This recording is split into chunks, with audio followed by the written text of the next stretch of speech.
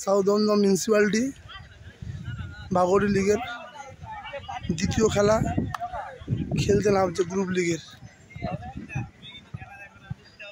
লিগের দ্বিতীয় খেলায় খেলতে নামছে। ফার্স্ট খেলায় 2-0 গোলে জিতেছে।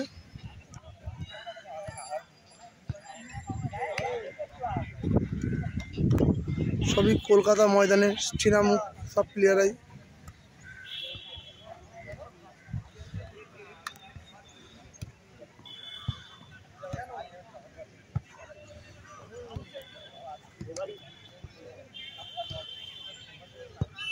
কলকাতা অনেক টুর্নামেন্টেই ও মোহামেডানও খেলার ছেলে আছে এখানে।